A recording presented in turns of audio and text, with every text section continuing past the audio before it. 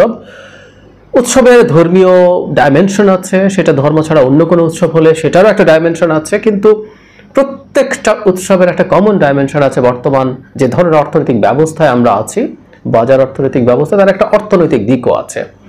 এবং সেই বিবেচনায় আমার কাছে বা আমরা যে কেউ একটু খোঁজ খবর করলেই বুঝবো যে কোরবানির ঈদ, ঈদ উল আজহা আর অত্যন্ত গুরুত্বপূর্ণ অর্থনৈতিক ইম্প্যাক্ট আছে। সেটা আবার একই সাথে খুব ইন্টারেস্টিংলি বাংলাদেশে সমান্তরালভাবে যে ভিন্ন ভিন্ন রকম অর্থনীতি চালিত হয় সেটা আবার ক্লিয়ার করে। আমরা উচ্চবংশীয় গরুর কথা যেমন জানি, তেমনি এই তথ্য এখন আমাদের সামনে এসে হাজির হয়েছে। বহু মানুষ কোরবানি দিতে পারছে না, আগে যেভাবে দিতেন সেভাবে পারছেন না, যে সাইজের গরু দিতেন সেই সাইজ পারছেন না। অ্যাট দ্য সেম টাইম যিনি গোটা গরু দিতেন সেটা পারছেন না, এখন কোথাও অংশ দিচ্ছেন, এবং যারা আগে অংশ দিতেন কোথাও, তারা এখন কোরবানি দিতে পারছেন না। এরকম নানান ব্যাপার। আবার এদিকে 3টা গরু 2,60,00,000 টাকায় বিক্রি হয়, একটা ছাগল খাসি 15 লাখ টাকায় বিক্রি হয়। মানে আমরা এই যে দুটো ভিন্ন বাংলাদেশ তৈরি হয়েছে, আর সব জায়গায় যেমন দেখা যায় একই রকম ভাবে এখানেও দেখা যায়। তবে জরুরি কথাটা হচ্ছে বাংলাদেশের অর্থনৈতিক সংকটের একটা দারুণ রিফ্লেকশন আবার এই কোরবানিতেও দেখা যাচ্ছে, সেটা নিয়ে আসছে। আগে একটু উচ্চবংশীয় গরু প্রসঙ্গে আসি। আসলে ঘটনা যেটা হয়েছে যে কেন এটা উচ্চবংশীয় আমি একটু পড়ি। 1400 কেজি বলে একটা ওজন, 1 কোটি টাকা দামের যে গরু, তার চেয়ে আরেকটা বেশি দামেরও ছিল, এটা 1 কোটির বেশি। এই গরুটার মানে তাকে ওই যে অ্যাগ্রোতে এটা পালন করা হয়েছিল, বিক্রির সময় তাদের দিক থেকে বলা হচ্ছে, তার মালিক বলছেন এই গরুটার 110 বছরের পেডিগ্রি, বংশ পরম্পরা লিপিবদ্ধ আছে। আরেকটা বড় কারণ হচ্ছে এই গরুটার বাবা ওয়ার্ল্ড চ্যাম্পিয়ন ব্লাড লাইন। এটা হচ্ছে আমেরিকান V8 নোবেল সিরিজ, ওদের সবচেয়ে বেস্ট সিরিজ এটা। এই সিরিজের গরু, এই জাতের গরু মোস্ট লেস কোলেস্টেরল যুক্ত মাংস উৎপাদনকারী গরু। এই গরুর মাংস খেলে কোলেস্টেরল কম হবে। মাংসগুলো খুবই উন্নত মানের, বাজারে 700 টাকার মাংসের সঙ্গে এটা তুলনা করা যাবে না।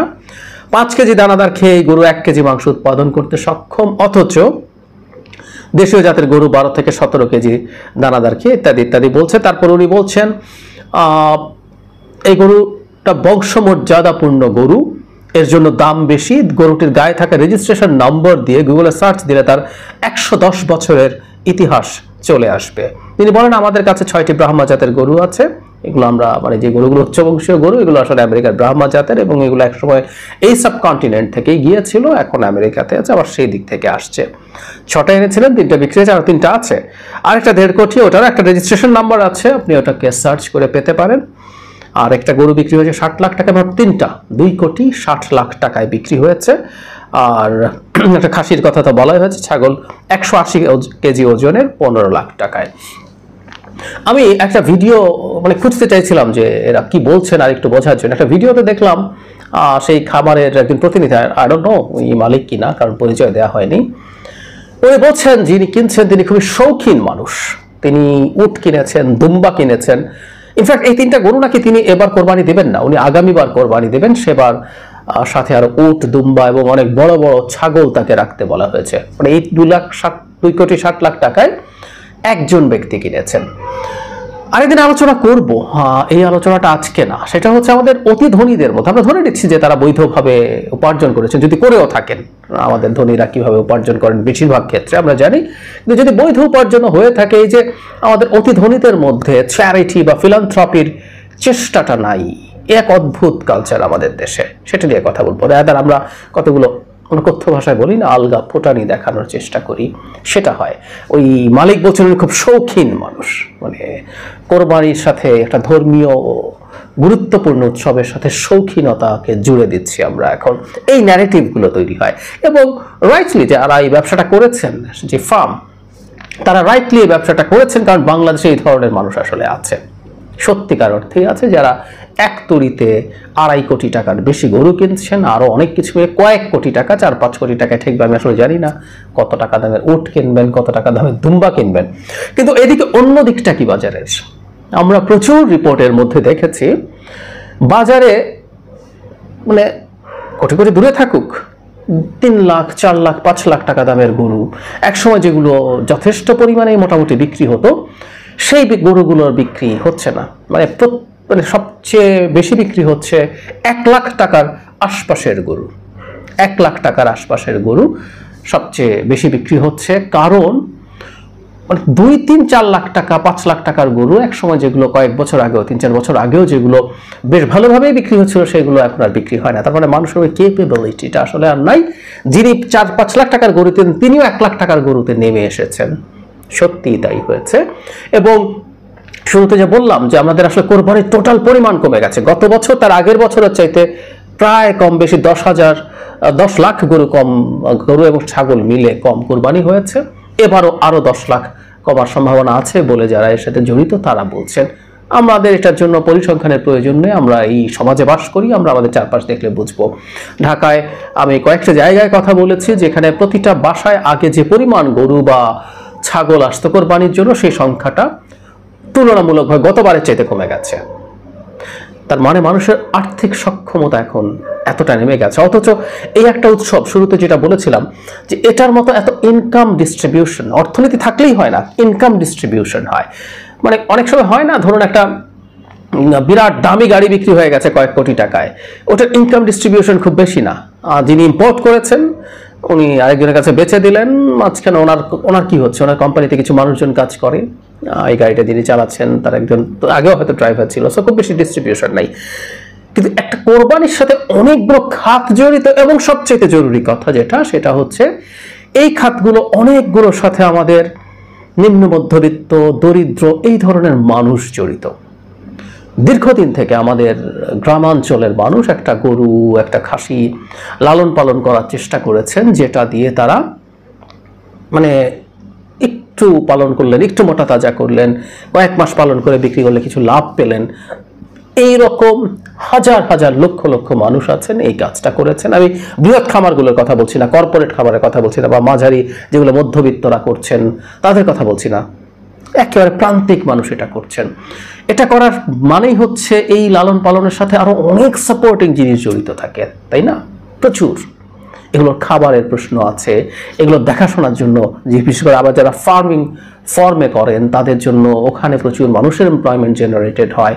খাবার আছে, খাবারের ব্যবসা আছে, সেটা যারা করেন, যারা প্রডিউস করেন সেগুলো আছে। চিকিৎসার প্রয়োজন আছে, ঔষধ আছে, ভেটেরিনারিয়ান আছে যারা এদের চিকিৎসা করেন।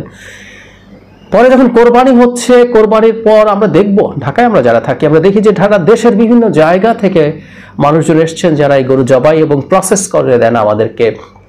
একটা মোটা দাগে ভালো ইনকাম নিয়ে তারা যেতে পারেন। এটার সাথে আনুষঙ্গিক চাটাই, দাবটি তৈরি, দাবটি ধার করা, কাঠের গুঁড়ি, চাটাই, মানে আবার খাবার। ঢাকায়ও আমরা দেখবো যে 2-1 দিন তো আমরা যেহেতু মানে অ্যানিমালগুলো রাখি, সো নানান রকম খাবার থাকে। এবং সবচেয়ে জরুরি কথা, যেটা একটা বড় অংশ এই কোরবানির মাংসের আমরা দরিদ্রদের দিয়ে দেই।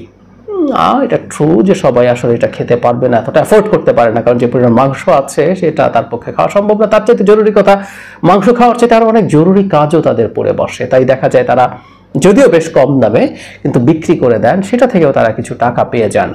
এবং সর্বোপরি যে যদিও এটা নিয়ে খুব মর্মান্তিক ঘটনা আছে, একটা অসভ্য দেশে যা হয়, চামড়া, এটা এক্সক্লুসিভলি দরিদ্র মানুষদের জন্য ছিল, এবং গত বেশ কয়েক বছর থেকে চামড়ার সিন্ডিকেট তৈরি করে বাজারটাকে ধ্বংস করে ফেলা হয়। এটা নিয়ে অনেক কথা বলেছি, সেটা হচ্ছে এবারকার দাম দেখব, হয়তো কথা বলবো আবার। আপনি আসলে পরিকল্পনা করে এটাকে মানে গরিবের হক মেরে ফেলার প্রবাবিলিটি তৈরি করেন ইচ্ছে করে কিছু লোকজনের পকেট ভারী করার জন্য, আর সব সেক্টরে। এই চামড়া জিনিসটা আমার কাছে ব্যক্তিগতভাবে খুব গায়ে লাগে, কারণ হচ্ছে এটা একেবারেই এই টাকাটা দরিদ্র মানুষের কাছে যায়। যাই হোক, এই ইনকাম ডিস্ট্রিবিউশন প্রচুর মানুষের মধ্যে হয়, বহুত লেয়ারে টাকা যায় মানুষের কাছে। সেম টাইম কোরবানির কারণে রেমিট্যান্স আসে, গ্রামীণ অর্থনীতি চাঙ্গা হয়ে ওঠে, মানুষ ব্যয় যত করে সেটা আরো স্বাভাবিকভাবে অন্য মানুষের উপার্জন হয়ে দাঁড়ায়। কিন্তু এবার আমরা দেখতে পাচ্ছি দেশের অর্থনীতি সংকটের একটা গুরুত্বপূর্ণ ইন্ডিকেশন হয়ে থাকলো কোরবানি। কিন্তু ওই যে বললাম, বাংলাদেশের অর্থনীতি এই রকমই। একবার লাখ টাকা দামের আইসক্রিম একটা হোটেল অফার করেছিল, সেটা তাদের অর্ডার বন্ধ করে দিয়েছিল, কারণ ওটা এত দ্রুত শেষ হয়ে গেছে, আরো মানুষ ওটা কিনতে চায়।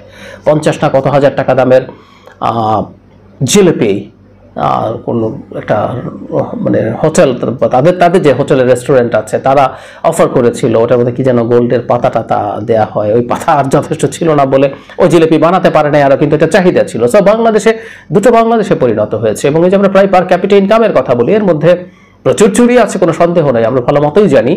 আপনি হিসাবে গরমিল করেন, আপনি একদিকে দেশের জিডিপি বাড়িয়ে দেখান, উল্টো দিকে আপনি জনসংখ্যা কমিয়ে দেখান যাতে ভাগ দিলে অঙ্কটা বেশি আসে। চুরি আছে, কিন্তু তারপরে যতটুকুই মাথা পিছু হয় আপনি ট্রুলি দেখাতে পারেন আসলে ঘটনাটা হচ্ছে আপনি এই রকম অকল্পনীয় পরিমাণ আয় করা কিছু লোকজন আছে যাদের একটা বিরাট অংশ বা প্রধান অংশটাই আসলে লুটপাট করে তাদের সম্পদ তৈরি করেছে। এটা সরকারের বিভিন্ন লেভেলে চাকরি বাকরি করা লোকজন আছে, বেনজির আদিজদেরকে আমরা দেখেছি, আছে সরকারি দলের লোকজন, এই আওয়ামী লীগ যারা করে তারা আছে, ব্যবসায়ীরা যাদের একটা বড় অংশ নানা রকম ভাবে ব্যাংক থেকে টাকা মেরে দিয়ে মোটামুটি একটা ব্যবসা করে সিন্ডিকেট করে বাজার থেকে নিত্য প্রয়োজনীয় পণ্যের টাকা তুলে নিয়ে ভ্যাট ট্যাক্স ফাঁকি দিয়ে নানানভাবে মোটা দাগে, আমি আবারও বলছি উইদাউট সাম এক্সেপশনস, মোটা দাগে সব এই 2 নম্বরই টাকা যখন আলটিমেটলি মানুষের কাছে গিয়ে দাঁড়ায় আপনি গড় করলে সেটা সব ক্ষেত্রে সমান হয়। যে একটা ফান আছে না, বলা হয় যে আপনার মাথা যদি আগুনে থাকে আর পা যদি বরফে থাকে, দুটোর দেওয়ার পর আপনি তো তাহলে নাতিশীতোষ্ণ আছেন, কারণ দুটোকে যোগ করলে গড় হয়। আরেকদিন কথা বলবো বিস্তারিত, আজকে ঈদের দিন এটা নিয়ে ডিটেইলার কথা বলি না, কঠিন কথার দরকার নেই। ইনকাম, পার ক্যাপিটা ইনকাম, মাথাপিছু আয় নির্ণয়ের জন্য অ্যাভারেজ করার ক্ষেত্রে এই গড় না করে মিডিয়ান ইনকামেরও একটা কনসেপ্ট আছে। আমরা মিডিয়ান ইনকামের কনসেপ্ট আমাদের দেশে আমি খুঁজে দেখেছি, আমাদের কোনো ডেটা নেই। এই জিনিসটা থাকলে আমরা অন্তত, যারা পরিসংখ্যান বোঝেন তারা জানেন যে সেন্ট্রাল টেন্ডেন্সির ক্ষেত্রে মিডিয়ান একটা গুরুত্বপূর্ণ বিষয়, সেটা আর অ্যাভারেজ সবসময় একই হয় না। আমাদের মিডিয়ান ইনকাম অনেক অনেক কম হবে, মানে অ্যাভারেজ করলে যা হয় তার চাইতে। সো এটা আবার অসাধারণভাবে দেখিয়ে দিল বাংলাদেশে কিছু মানুষের কাছে এত পরিমাণ টাকা গেছে, দেশের কোনো রকম কোনো সংকট কারো কিছু আসে যায় না। আর কিছু মানুষ এত চরম সংকটে পড়েছে, কোরবানি দেওয়া মানুষটাও, যিনি গরু পুরোটা পারেননি, একটা অংশ দিয়েছেন, একটা ভাগ দিয়েছেন, তিনি আর দিতে পারেন না, তার এই সংকটের মধ্যে পড়ে গেছেন তিনি। তবে মজার ব্যাপারটা এই জায়গায়, যে মানুষগুলো এত চরম সংকটে পড়ে গেছেন সেই মানুষগুলো চান এই সরকারের অর্থনৈতিক অবস্থা এমন জায়গায় যাক যাতে সরকারের পতন হতেই হয়। মানুষ কতটা ডেসপারেট হয়ে গেলে